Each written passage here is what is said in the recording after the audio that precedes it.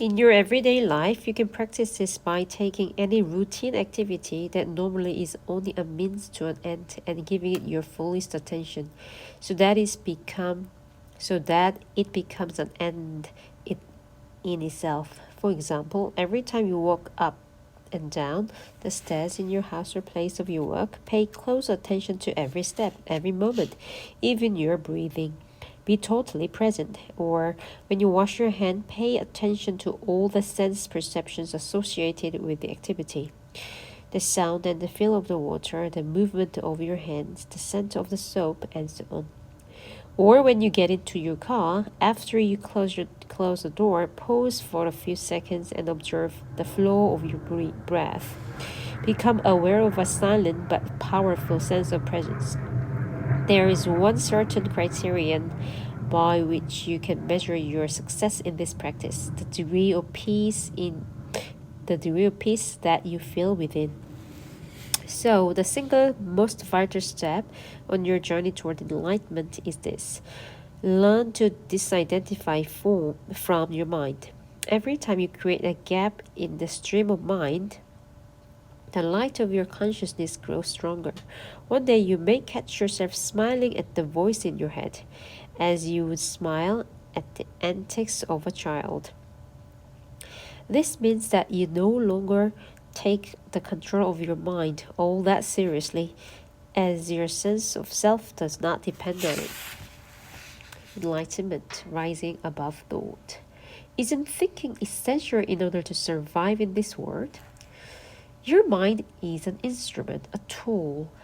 It is there to be used for a specific task, and when the task is complete, you lay it down. As it is, I would say about 80 to 90% of most people's thinking is not only repetitive and useless, but because it's dysfunctional and often negative nature, much of it is also harmful. Observe your mind, and you'll find this to be true. It causes a serious leakage of vital energy. This kind of compulsive thinking is actually an addiction. What characterizes an addiction? Quite simply this: you no longer feel that you have the choice to stop. It seems stronger than you. It also gives you a false sense of pleasure that invariably turns into pain. Wow. Why should we be addicted to thinking? Because you are identified with it, which means that you drive your sense of self from the content and activity of your mind, because you believe that you would cease to be if you stop thinking. As you grow up, you form a mental image of who you are based on your personal and cultural conditioning. You may call this phantom self the ego. It consists of mind activity and can only be kept going through constant thinking. The term ego means different things to different people, but when I use it here, it means a false self, created by unconscious identification with the mind. To the ego, the present moment hardly exists. Only past and future are considered important. This total reversal of the true accounts for the fact that in the ego-made mind is so dysfunctional. It is always concerned with keeping the past alive, because without it, who are you? It constantly projects itself into the future to ensure its continued survival and to seek some kind of release or fulfillment there. It says, one day, when this, that, or another happens, I'm going to be okay, happy, at peace. Even when the ego seems to be concerned with the present, it is not the present that it sees.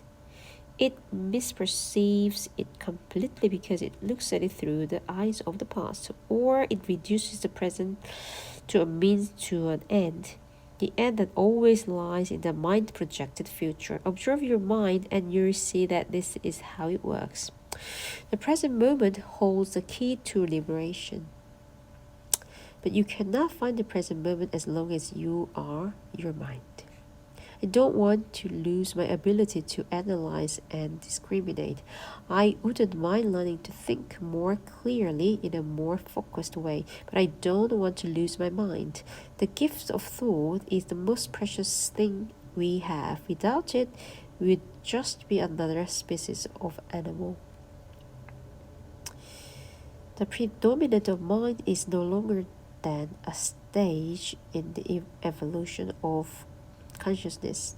We need to go on the next stage now as a matter of urgency, otherwise we'll be destroyed by the mind, which has grown into a monster. I'll talk about this in more detail later. Thinking and consciousness are not synonymous. Thinking is only a small aspect of consciousness. Thought cannot exist without consciousness, but consciousness does not need thought. Enlightenment means rising above thought, not falling back to a level below thought, a level of animal or a plant. In the enlightened state, you still use your thinking mind when needed, but in a much more focused and effective way than before. You use it mostly for practical purposes, but you're free from the involuntary internal dialogue, and there is inner stillness. When you do use your mind, and particularly when a creative solution is needed, you oscillate every few minutes or so between thoughts and stillness, between mind and no mind. No mind is consciousness without thought. Only in that way it is possible to think creatively, because only in that way does thought have any real power. Thought alone, when it is no longer connected with the much vast realm of consciousness, quickly becomes barren, insane, destructive. The mind is essentially a survival machine, attack and defense against other minds, gathering, storing, and analyzing information. This is what it is good at. But it is not at all creative. All true artists, whether they know it or not, creates from a place of no mind, from inner stillness. The mind then gives form to the creative impulse or insight. Even the great scientists have reported that this creative breakthrough came at a time of mental quietude. Okay, circle the word. The surprising result of a nationwide inquiry among America's most eminent mathematicians, including Einstein, to find out their work methods was that the thinking plays only a subordinate part of the belief, decisive phase of the creative act itself. So I would say that the simple reason why the majority of scientists are not creative is not because they don't know how to think, but because they don't know how to stop thinking. It wasn't through the mind, through thinking.